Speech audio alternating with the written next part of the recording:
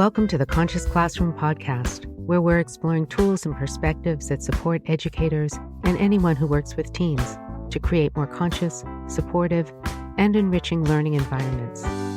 I'm your host, Amy Edelstein, and I'll be sharing transformative insights and easy-to-implement classroom supports that are all drawn from mindful awareness and systems thinking. The themes we'll discuss are designed to improve your own joy and fulfillment in your work and increase your impact on the world we share. Let's get on with this next episode.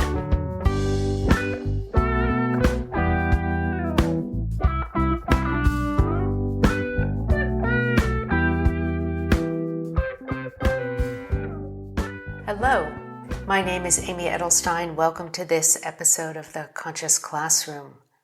I'd like to start with an interesting quote from Plato.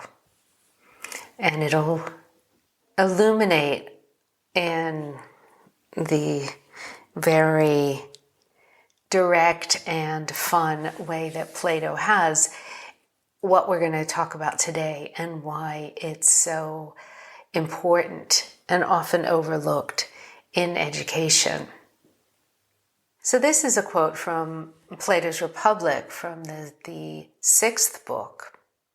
And it's Plato's version of a dialogue between Socrates and Glaucon. And in this dialogue, they're discussing what qualities a good teacher or ruler should have.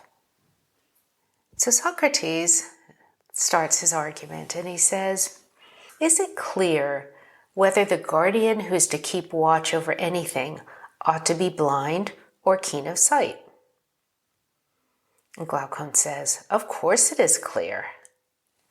And Socrates goes on, "Do you think then that there's any appreciable difference between the blind and those who are veritably deprived of the knowledge of the veritable being of things, those who have no vivid pattern in their souls, and so cannot, as painters look to their models, fix their eyes on the absolute truth, and always with reference to that ideal, and in the exactest possible contemplation of it, establish in this world the laws of the beautiful, the just, and the good when it is needful, or guard and preserve those that are established?" And Glaucon says, "No, by heaven, there's not much difference." And Socrates says, "Shall we then appoint these blind souls as our guardians, rather than those who have learned to know the ideal reality of things and who do not fall short of the others in experience and are not second to them in any part of virtue?" And Glaucon, of course, answers, "It would be strange indeed to choose others than the philosophers, provided that they were not deficient in other respects for this very knowledge." So if the translation from the Greek is a little stilted and a little hard to understand, in this passage, Plato is making clear that if you want somebody to guard something precious, you want them to be keen of sight. No point in having a blind guard protecting something that's most important to you.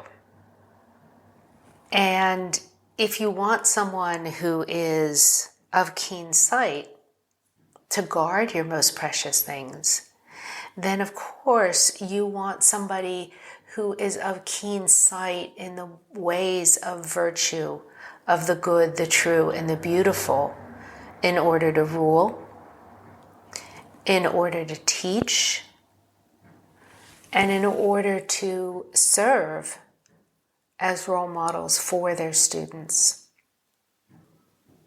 So way back in the time of the Republic, Plato is making the case for teachers and politicians, rulers, as exemplars of virtue. So in the Conscious Classroom, I often speak about the role that teachers play as one of a role model, at being the most important, more important than just teaching a subject matter. And it's for this very reason that when we want somebody to shape and guide our young people, then it's essential that that teacher be an exemplar, a role model. Because what happens between teacher and student is more than just the learning of facts. It is also the absorption of the teacher's quality of being. And the younger the students, the more impressionable they are. But I would argue that adolescents are looking, in fact, more closely to their educators to be role models of direction, meaning, purpose, joy, balance, of a life well lived, fairness, equality, justice, compassion, connection. And when students don't have teachers who can connect with them on a human level, it exacerbates alienation, isolation, and a sense of loneliness, which is already endemic throughout adolescent life. One of the biggest ills facing young people today is that sense of loneliness. And loneliness, fortunately, is something that can be ameliorated by human connection. Schools are filled with human beings, and our classrooms need to be filled with human connection. You can stuff a classroom full of people, but unless you have people who are keen of sight, as Plato was saying, unless we have these moral exemplars who are developed in character and ethical behavior and who can teach that to others, then students will feel that loneliness in the midst of other people. And I think this role of role model is something that is similar. So let's think about the word transmission, and let's think about how it applies in the educational space. Transmission, when it's coupled with a spiritual context, often means directly imparting knowledge or wisdom or illumination from one to another. And it's not just a transfer of book knowledge, but a transfer of a living connection. And that living connection can inspire and motivate and transform the recipient. When we think about the transfer of secular ethics and values and a hierarchy of goodness, of order and care and concern for the well-being of others, that teachers impart, quite specifically at young ages when they teach their grade school students how to wait for others, how to share, how to listen, how to be kind, how to express themselves, how to accept disappointment. And while this gets more and more subtle the older the students get, and deeper, this role of imparting what's valuable to students remains an essential element of education. And so what are the elements of transmission, and what are the parallels between when we think of transmission in other contexts with a structured secular education container like a public school? Transmission is all about a personal, immediate experience. It's about understanding the nature of things and how life and reality works firsthand. So you can read Plato, but when you grasp the meaning as if you were sitting and discussing with Socrates, that you were taking in these questions and considering the examples and considering their veracity on your own so that it really lands and the light bulb goes off. That's that direct experience. When we think about transmission, we're also often thinking about the very close and personal relationship that a guide or a teacher or a mentor has. One of the things that seems to be missing more and more is that adult mentorship of young people. Partly because in postmodern culture, adults seem unwilling and reluctant to take responsibility for themselves as adult human beings, wanting optionality, to opt out, to be a mess, to not show up. Now, being honest and vulnerable about one's shortcomings, as Brené Brown, the psychologist, articulates so poignantly, is humility. Abdicating responsibility is never a quality of a good leader or teacher. And so I think in teachers, as educators, we would be well served by taking Brené Brown's advice and learning the difference between vulnerability and humility and abdication of responsibility, oversharing, being irresponsible, wanting somebody else to pick up the pieces. So we're not at all advocating that. But what we're advocating, we think about that humility and courage and vulnerability that a teacher can have, guiding a student to be open, innocent, curious about life, curious about the people around them, is something that our young people need examples of today. And being willing to recognize that, like it or not, especially when there is an age difference or a status differential, there's a big difference between being a student and being a teacher. Students are going to absorb from us. They are going to receive transmission. So let's not make it a muddy one. Let's make it a clear one. And in order to be clear, have a clear transmission, a clear imprint, a clear impact on our students, we need to embody what we want our students to learn. Now, oftentimes teachers are so overwhelmed, tired, beleaguered, that they think it's too much to embody one more thing.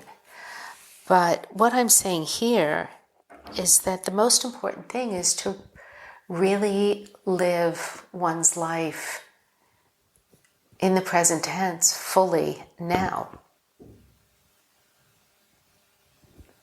Being present, giving life full attention, being available, noticing. And that brings us joy as people, as teachers, as educators, and it brings our young people joy as well. My 5th grade teacher, Mrs. McVeigh, was one of those teachers who had transmission. She set my heart on fire and touched me in a way that set my life on a path. And I don't know what would have catalyzed my own love of writing and listening and interpreting and reflecting had it not been her. I suspect that something else might have taken that place. But in that 5th grade class at Linden Elementary School on South Linden Avenue in Pittsburgh, Pennsylvania, is where my 5th grade teacher, Mrs. McVeigh, had that transmission. I don't know if she did that for other people, but she certainly did it for me. You know, she had short brown hair cut above her shoulders in a good, kindly school teacher cut. She was a little bit round, not heavy, just round, like a mom or a huggable person. And I adored her. She had us constantly creating stories, writing our observations. Science was always about creation and writing, and she would display our projects on the bulletin board so you could read everybody's stories. And all I remember about being in her room was that it was there that the world of ideas took multiple dimensions for me. That they became stories that you could write, and stories were not two-dimensional things with lines of pencil neatly written between the lines with the lowercase letters carefully touching the dotted lines and the uppercase letters carefully meeting the top and bottom straight lines on those little printed pages. It's where stories took on life and dialogue and wisdom beyond what I knew. Things were flowing out of my pencil that were more than what I had thought. And they created something. And that love of something coming into being through me that was me and more than me, that was my idea, were my ideas, and more than my ideas, happened in her class. So you could say it was an alchemy of sorts. You could say that it was some mysterious medieval element turning the dross of powder into gold. You could say it was her interest or her heart that encouraged me. You could say that it was her consciousness. But I'm not even sure that she knew how deeply she affected me. All I knew is I knew, and it was real, and it catapulted me into a life of ideas and writing and learning and discovery that has shaped my entire next 50 years. It's a long time. When I went to grade school, teachers were not personal with students. They very much were a role and a figure, and I never really knew that Mrs. McVeigh had a life outside of school. All I knew about her was she was in that class when I walked in, and she stayed in that class when I walked out. And it was as if my 11-year-old brain never really contemplated that she would go home to a family and a house, just like my mom went home to a family and a house. One Christmas that year, or the next year actually, she wasn't in school. I'd heard that she was sick, but I didn't really understand what that meant.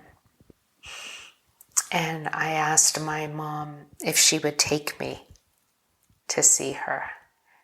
And I created a beautiful story for her on colored paper, carefully written in my best handwriting, with illustrations and decorations. And we drove to her house on this warm but wintry night and knocked on a knocker on her door.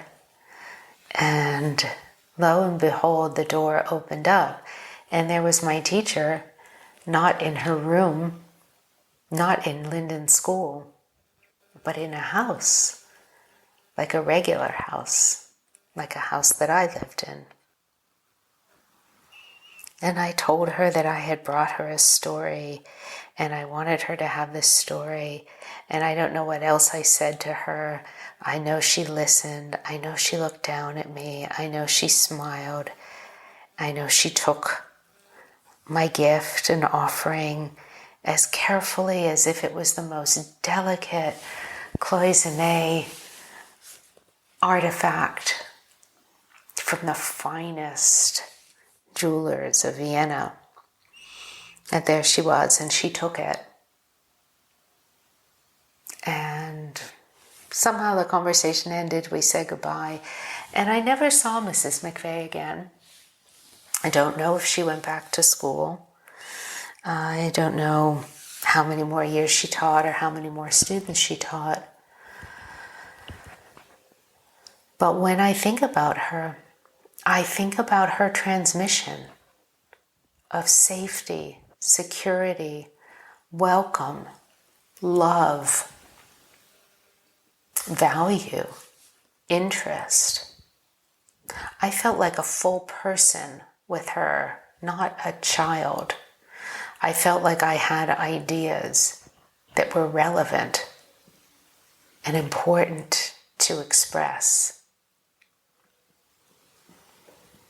So when I think about the role of teachers in a conscious classroom and an education of the future, I know that as we move more and more into a digital age, the human role model, the human factor of classroom teachers becomes elevated. Their behavior, their values, their attitudes motivate and inspire. The way they think and listen affect how young people will think and listen and what they'll value in thinking and listening. Now, I'm not saying that mixing agendas in a classroom is what's needed. I'm saying that this cultivation of wisdom and virtue, of what Plato referred to as the good and the true and the beautiful, is what's needed to shine through. That's what makes a true mentorship. That's what makes a teacher be far more valuable than the smartest large language model artificial intelligence could ever be. That trusting and respectful and personal connection is part of the teacher's transmission, where students feel that they're important, they feel that they matter, and they feel that they belong.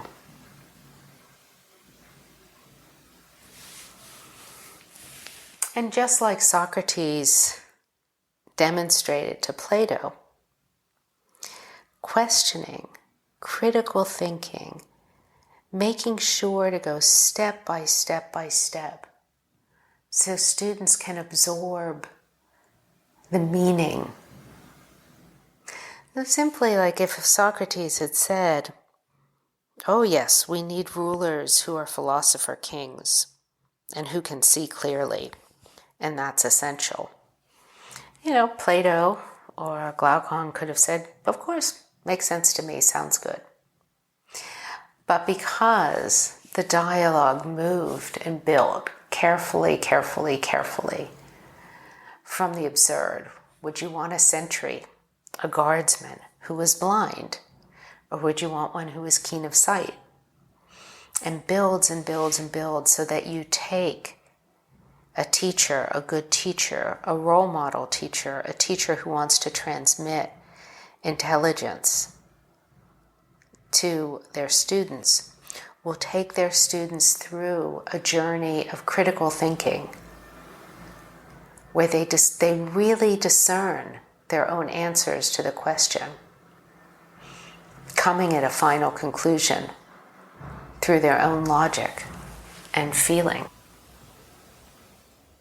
So as we think about how we're going to teach, and as we have time in our summer vacation to reflect, let's really allow ourselves to drop deep into our own being, to settle into the heart of what's most important, to allow ourselves to teach at the edge of what we know is most valuable. That in the end is what's going to change lives. That in the end is going to be what will make us become the Mrs. McVeighs for our students. Let's close this episode of the Conscious Classroom with a short mindfulness practice, a meditation on value and meaning and purpose. So if you're driving, of course, please hold this for later. And allow yourself to come into a focused and calm posture where you allow the world outside to settle. You allow the drumbeat of activity to fade into the distance, like a marching band moving on to the next block. And as the drumbeat of activity fades into the distance, allow the drumbeat of your heart to come closer to the surface of yourself. Feeling in each pulse of your heart the warmth and energy flowing through your body.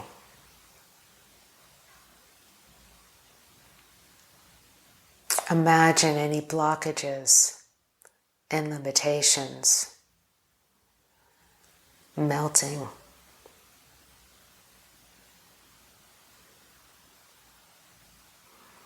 And picture the flow of that heart energy,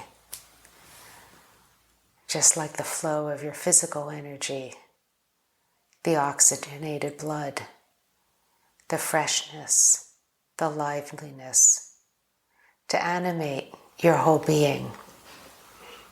Imagine each of your cells waking up, filling with this energy and light and love. Imagine your whole body resonant, glowing.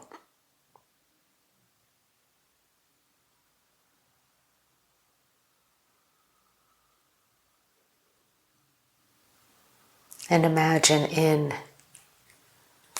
this focus on your own vitality, on the pulse of your heart, that all of the tiredness and staleness washes away, and your cells come alive with vitality and elasticity, nourished and healed with the love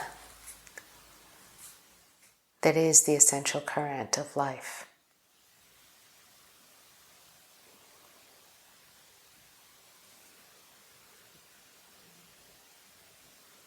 Let your attention focus on your breath and on that vitality.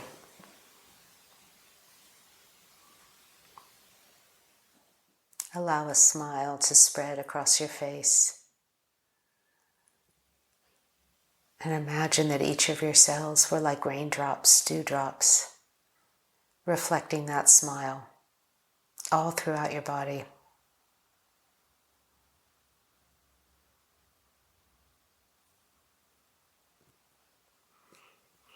Take a last deep breath in and deep breath out.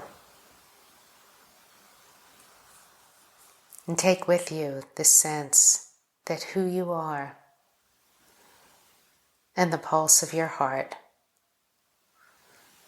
and the vitality of your love is the most important thing